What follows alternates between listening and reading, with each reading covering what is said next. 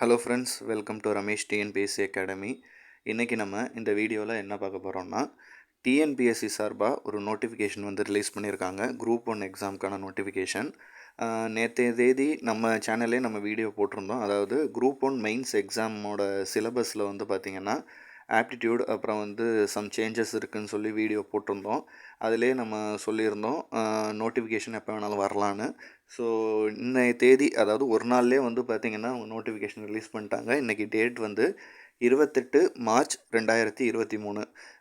TNPSC அவங்க schedule பண்ணியிருந்த மாதிரியே மார்ச் மந்த் வந்து பார்த்திங்கன்னா குரூப் 1 நோட்டிஃபிகேஷன் வந்து ரிலீஸ் பண்ணியிருக்காங்க. ஸோ இது வந்து பார்த்திங்கன்னா ஒரு குட் நியூஸ் தான். அதே மாதிரி வேக்கன்சிஸும் வந்து பார்த்திங்கன்னா நல்லாவே இருக்குது.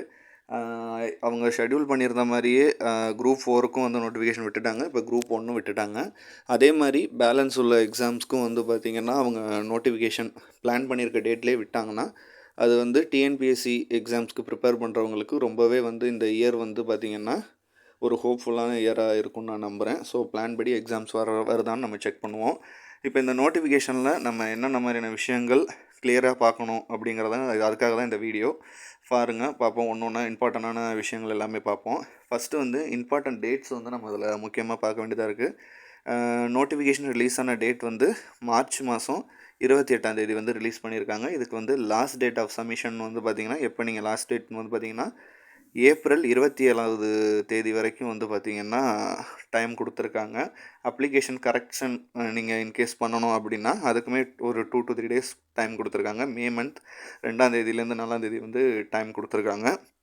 ஸோ பார்த்துட்டு இது பண்ணிக்கோங்க. அதே மாதிரி ப்ரிலிமினரி எக்ஸாமுக்கான டேட்டும் வந்து கொடுத்துருக்காங்க. ஜூலை 13 அப்படின்னு வந்து கொடுத்துருக்காங்க. மெயின்ஸ் எக்ஸாம் வந்து அதுக்கான இதை வந்து பார்த்திங்கன்னா ப்ரிலிமினரி எக்ஸாம் ரிசல்ட்ஸ் விட்டதுக்கப்புறம் ஸோ அதை வந்து டிக்ளேர் பண்ணுவாங்க. அப்புறம் லேட்டராக அலௌன்ஸ் பண்ணுவாங்கங்கிறதையும் அதில் கொடுத்துருக்காங்க. ஸோ வந்து பார்த்திங்கன்னா ஜூலைலேயும் நமக்கு வந்து பார்த்திங்கன்னா எக்ஸாம் இருக்குது. ஜூனில் நமக்கு வந்து நம்ம எல்லாருமே ரொம்ப எதிர்பார்த்துட்ருக்கக்கூடிய குரூப் 4 எக்ஸாம் இருக்குது. ஜூலையில் குரூப் 1 எக்ஸாம் இருக்குது. ஸோ வந்து டேட் ரொம்ப நெருங்கிட்டோம். இப்போவே மார்ச் முடிய போகுது. ஸோ ஏப்ரல் மே 2 மாதம் தான் இருக்குது. ஸோ நீங்கள் தான் குரூப் 4க்கு படிக்கிறவங்களாக இருந்தாலும் சரி, குரூப் 1 அல்லது 2 எக்ஸாமுக்கும் ப்ரிப்பேர் பண்ணுறவங்களும் சரி, நீங்கள் தான் ஷெடியூல் பண்ணி பிளான் பண்ணி டைம் ஒதுக்கி இன்ட்ரெஸ்ட்டோடு படிக்கணும். ஸோ டேட் ரொம்ப கம்மியாக இருக்குது. அசால்ட்டாக வந்து விட்டுறாதீங்க. அடுத்து வந்து இந்த நோட்டிஃபிகேஷனில் முக்கியமாக பார்க்க வேண்டியது, ஸோ கரெக்ஷன் டேட் ஏற்கனவே சொல்லியாச்சு. இதில் வந்து ஸோ இதெல்லாம் அந்தளவு முக்கியம் இல்லை. ஸோ இது நீங்கள் வந்து ப்ராப்பராக எப்போவுமே எக்ஸாமுக்கு போகிற கேண்டிடேட் தான் இந்த ஃபோன் எடுத்துகிட்டு போகக்கூடாது. ஸோ மற்ற ரூல்ஸ் எல்லாமே உங்களுக்கு தெரியும். ஸோ இதெல்லாம் இம்பார்ட்டண்ட்டாக பார்க்க தேவையில்ல. அடுத்து வந்து பாருங்கள், போஸ்ட் வந்து நம்ம பார்க்கணும். நம்பர் ஆஃப் போஸ்ட் மொத்தம் வந்து ஒரு 90 வேகன்சி. இது கொஞ்சம் அதிகமாக தான் கொடுத்துருக்காங்க குரூப் 1 நோட்டிஃபிகேஷனில். என்னென்ன இருக்குதுன்னு வந்து பார்த்திங்கன்னா டெப்டி கலெக்டர் வந்து இருக்குது. சிவில் சர்வீஸில் 16 வேகன்சிஸ் வந்து கொடுத்துருக்காங்க. அப்புறம் வந்து டிஎஸ்பி இருக்குது, அது 23 வேகன்சி கொடுத்துருக்காங்க. அப்புறம் அசிஸ்டன்ட் கமிஷனர் இருக்குது, அது ஒரு 14 வேகன்சி. அப்புறம் வந்து ரிஜிஸ்டர் இருக்குது, டெப்டி ரிஜிஸ்டர் 21 இருக்குது. அப்புறம் வந்து ரூரல் டெவலப்மெண்ட்டில் வந்து அசிஸ்டன்ட் டைரக்டர் ஒரு 14 இருக்குது. அப்புறம் வந்து டிஸ்ட்ரிக்ட் எம்ப்ளாய்மெண்ட் ஆஃபீஸர் வந்து ஒரு வேகன்சியும் கொடுத்துருக்காங்க. அப்புறம் டிஸ்ட்ரிக்ட் ஆஃபீஸர்னு சொல்லிட்டு ஃபயர் அண்ட் ரெஸ்கியூ சர்வீஸில் ஒரு வேகன்சி கொடுத்துருக்காங்க. எல்லாமே லெவல் 22ங்கிறதையும் இதில் மென்ஷன் பண்ணியிருக்காங்க. இது வந்து லாஸ்ட் டைம் கம்பேர் பண்ணும்போது வேகன்சி கொஞ்சம் ஹையாகவே இருக்குது. இதில் அதே மாதிரி ஏஜ் லிமிட் வந்து நீங்கள் பார்க்கணும். இப்போ 2024 ஜூலை அடிப்படையில் வந்து பார்த்திங்கன்னா எந்த கேட்டகரி வேகன்சியாக இருந்தாலுமே சரி, உங்களுக்கு மினிமம் ஏஜ் வந்து பார்த்திங்கன்னா 21 வந்து உங்களுக்கு கம்ப்ளீட் ஆகிருக்கணும். அப்போ தான் நீங்கள் வந்து இதுக்கு வந்து நீங்கள் அப்ளை பண்ண முடியும். அதே மாதிரி மேக்ஸிமம் ஏஜ் லிமிட் எவ்வளோ இருக்கக்கூடாது, அதாவது தாண்டி இருக்கக்கூடாது. சரிங்களா? ஸோ 34 எல்லாருக்குமே வந்து காமனாக கொடுத்துருக்காங்க. அதே நீங்கள் வந்து ஒரு அசிஸ்டன்ட் கமிஷனருக்கு லா படித்த ஸ்டூடெண்ட்டாக இருந்து நீங்கள் டிகிரி முடித்தவங்களா இருந்தால் அப்ளை பண்ணால் உங்களுக்கு மேக்ஸிமம் லிமிட் 35 கொடுத்துருக்காங்க. அப்புறம் வந்து அதுலேயுமே வந்து பார்த்திங்கன்னா பிரதிநிதித்துவ அடிப்படையில் வயசு மாறும். அதாவது எம்பிசி, டிசி, அப்புறம் வந்து பார்த்திங்கன்னா பிசி, ஓபிசிஎம், அப்புறம் வந்து பிசிஎம், எஸ்சி, எஸ்டிஸ், அப்புறம் வந்து பார்த்திங்கன்னா அதர் கேட்டகரிஸ், அவங்களுக்கெல்லாம் வந்து அந்த இது கொடுத்துருக்காங்க. வயது வரம்பில் அந்த இது கொடுத்துருக்காங்க. 39, 40ங்கிற மாதிரி கொடுத்துருக்காங்க. ஸோ இதை வந்து நீங்கள் செக் பண்ணிக்கோங்க. அடுத்து இதில் நீங்கள் முக்கியமாக பார்க்க வேண்டியது வந்து பார்த்திங்கன்னா எஜுகேஷன் குவாலிஃபிகேஷன் மோஸ்ட்லி வந்து பார்த்திங்கன்னா இது வந்து பார்த்திங்கன்னா டிகிரி தான். நீங்கள் வந்து டிகிரி முடிச்சிருக்கணும். நீங்கள் மஸ்ட்டு டிகிரி வந்து அரசாங்கத்தால் அங்கீகரிக்கப்பட்ட ஒரு இதில் வந்து நீங்கள் டிகிரி முடிச்சிருக்கணுங்கிறது தான் மோஸ்ட்லி எல்லாத்துக்குமே காமனாக இருக்கக்கூடிய ஒரு இது. ஸோ அதெல்லாம் நீங்கள் பார்த்துங்க. அதே மாதிரி லா ஸ்டூடெண்ட்ஸ் எல்லாருமே அதில் பார்த்துங்க, அதில் கொடுத்துருக்காங்க. ஸோ நீங்கள் எந்த இதில் லா பண்ணியிருக்கீங்க அப்படிங்கிறத எல்லாமே வந்து கிளியராக பார்த்துங்க. ஸோ இதில் மோஸ்ட்லி டிகிரி தான், எல்லாமே வந்து டிகிரி கேட்டகரி தான். ஸோ டிகிரி மஸ்ட் நீங்கள் பார்த்துக்கோங்க. அடுத்து வந்து பார்த்திங்கன்னா இதில் முக்கியமாக பார்க்க வேண்டியது இதில் வந்து சில போஸ்டிங்கு வந்து பார்த்திங்கன்னா ஃபிசிக்கல் இருக்கும், மெடிக்கல் அண்டு ஃபிசிக்கல் ஸ்டாண்டர்ட் இருக்கும். எந்தெந்த போஸ்ட்டுக்குன்னு வந்து பார்த்திங்கன்னா டெப்யூட்டி சூப்பரண்டர் ஆஃப் போலீஸ் டிஎஸ்பிக்கும் அப்புறம் district officer fire and rescue சர்வீஸ்க்கு நீங்கள் அப்ளை பண்ணுற பட்சத்துக்கு வந்து பார்த்திங்கன்னா உங்களுக்கு வந்து ஃபிசிக்கல் ஃபிட்னஸ் சர்டிஃபிகேட் தேவைப்படும். அது மாதிரிலாம் இருக்கும். ஸோ ஃபிசிக்கல் வந்து மஸ்ட்டு.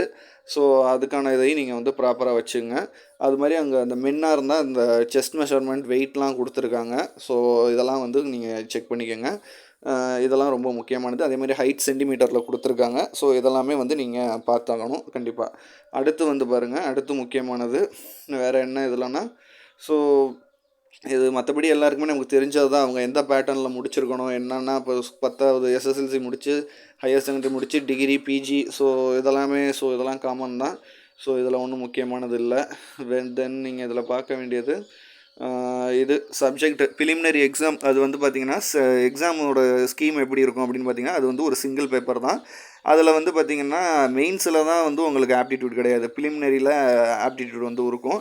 அதில் ஜிஎஸ் வந்து டிகிரி ஸ்டாண்டர்டில் 175 கொஷினும், ஆப்டிடியூட் வந்து எஸ்எஸ்எல்சி ஸ்டாண்டர்டில் வந்து 25 கொஷினும், மொத்தம் 200 கொஷின்ஸ் உங்களுக்கு இருக்கும். மேக்ஸிமம் மார்க் வந்து 300 மார்க், ஒரு கொஷினுக்கு 1.5 மார்க் மினிக்கு இருக்கும். 3 ஹவர்ஸ் எக்ஸாம். நீங்கள் வந்து மினிமம் குவாலிஃபிகேஷன் நீங்கள் வந்து 90 மார்க் எடுத்துருக்கணும். அதர்ஸாக இருந்தீங்கன்னா இந்த மேலே உள்ள கேட்டகரியில் இருக்கிறவங்களுக்கு 90 மார்க்ஸ் எடுத்துருக்கணும். அதர்ஸாக இருக்கிற பட்சத்தில் 120 எடுத்துருக்கணும். ஸோ இதெல்லாம் வந்து கம்பல்சரியாக நீங்கள் பார்த்துக்கணும். அடுத்து வந்து main paper written exam and interview, அதுக்கான இது கொடுத்துருக்குறாங்க. பேப்பர் 1 தமிழ் எலிஜிபிலிட்டி, இது நேற்றே நம்ம சொல்லியிருந்தோம். அது வந்து எஸ்எஸ்எல்சி ஸ்டாண்டர்டில் 100 கொஷின் இருக்கும் சரிங்களா. அதில் வந்து நீங்கள் 40 கொஷின் எடுத்திருந்தால் தான் உங்களை பேப்பரை வந்து வேலிடே பண்ணுவாங்க. அதர்ஸுக்குமே 40 தான் கொடுத்துருக்காங்க. அப்புறம் பேப்பர் 2 and 3, 4 எல்லாமே டிகிரி ஸ்டாண்டர்ட், எஸ்எஸ்எல்சி கிடையாது. எல்லாமே வந்து பார்த்திங்கன்னா 250 மார்க்குக்குமே 3மே நடக்கும். ஸோ டோட்டலாக 750 மார்க் தமிழையும் சேர்த்து உங்களுக்கு வந்து பார்த்திங்கன்னா 850 மார்க்கிட்ட இருக்கும் சரிங்களா. இன்டர்வியூ அது எல்லாத்தையுமே சேர்த்து ஸோ 850 மார்க்கிட்ட இருக்கும். இதை வந்து நீங்கள் இது பண்ணிக்கோங்க. இதில் வந்து 255 மார்க் மினிமம் நீங்கள் எடுத்துருக்கணுங்கிறதையும் கொடுத்துருக்காங்க. தென் இதில் நீங்கள் முக்கியமாக பார்க்க வேண்டியது, ஸோ இதுலேயே மோஸ்ட்லி எல்லாமே கவர் ஆகிடுச்சு. ஸோ நீங்கள் வந்து அப்ளை பண்ணுற வேலையை ஸ்டார்ட் பண்ணிவிட்டு ஸ்டடீஸ்க்கு ஃபோக்கஸ் பண்ணலாம். சிலபஸும் இதில் கொடுத்துருப்பாங்க. எப்படி அப்ளை பண்ணணும், ஃபோட்டோ மெஷர்மெண்ட், அந்த சிக்னேச்சர் மெஷர்மெண்ட்லாம் கொஞ்சம் கிளியராக பார்த்துங்க, கவனமாக இது பண்ணுங்கள். ஸோ இது வந்து எக்ஸாம் சென்டர்ஸ், இது மோஸ்ட்லி தமிழ்நாடு முழுக்க எல்லா டிஸ்ட்ரிக்ட்டுமே இதில் கவர் ஆகிருக்கும். ஏன்னா இது வந்து ஒரு நிறைய பேர் எழுதுகிற எக்ஸாம்ங்கிற வாசிக்கு கண்டிப்பாக வந்து நிறைய சென்டர்ஸ் இருக்குது. ஸோ எங்கே வரும் என்னன்னு நமக்கு ஒன்றும் இது ப்ராப்ளம் இல்லை, கம்மியான சென்டர்ஸ்லாம் கிடையாது. ஸோ எல்லா டிஸ்ட்ரிக்ட்லையுமே இருக்கும். தென் இதில் நம்ம முக்கியமாக பார்க்க வேண்டியது நோட்டிஃபிகேஷனில் சிலபஸ் தான் நம்ம பார்க்கணும். அடுத்த கட்டம் படிக்கிறது தான் நமக்கு வேலையே. மோஸ்ட்லி இதில் இது மாதிரி சர்டிஃபிகேட்ஸ் அதில் என்னென்ன கேட்டிருக்காங்கன்னு பார்த்துட்டு அதை எடுத்துகிட்டு போய் நீங்கள் அப்ளை பண்ணிடுங்க. தென்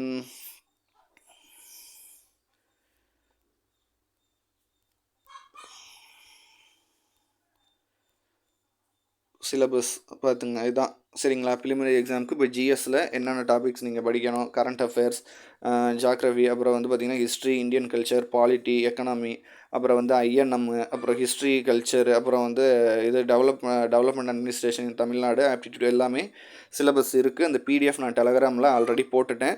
ஃப்ரீயாக இருக்கவங்க செக் பண்ணி பாருங்கள். இதுதான் நேற்று வந்து நமக்கு விட்டுருந்தாங்க. ஸோ இதுக்குமே ஒரு வீடியோ போட்டிருக்கேன் டெலகிராமில். வந்து நம்ம டெலகிராம் சேனலில் பிடிஎஃப் ஆல்ரெடி இருக்குது. ஸோ தமிழ் எலிஜிபிலிட்டிக்கான இதுவும் கொடுத்துருக்காங்க.